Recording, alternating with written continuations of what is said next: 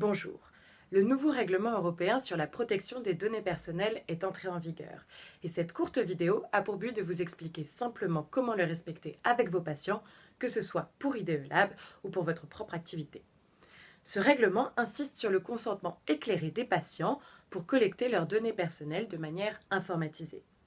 Dans une récente clarification, la CNIL a précisé que pour les professionnels de santé libéraux, il s'agit d'un droit d'information du patient et d'un droit d'accord ou d'opposition de ce patient, mais que ce consentement peut être oral.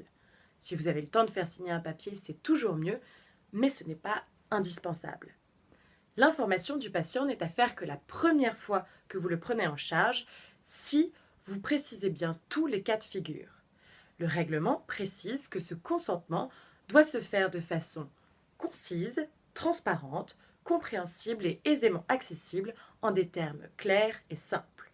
En cabinet, une affichette d'information dans la salle d'attente est suffisante. Nous vous proposons donc le texte d'information suivant.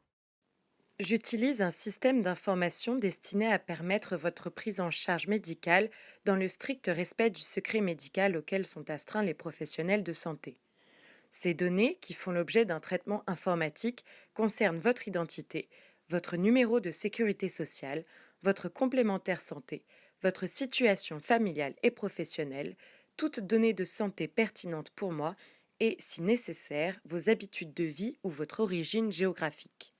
L'objectif est l'enregistrement de vos dossiers, de vos rendez-vous, la facturation sécurité sociale et mutuelle, vos données de santé pour un suivi personnalisé et, quand nécessaire, la transmission de ces données à d'autres professionnels de santé, comme le médecin, le laboratoire de biologie et l'hôpital, et parfois la consultation de diagnostic ou résultats d'analyse.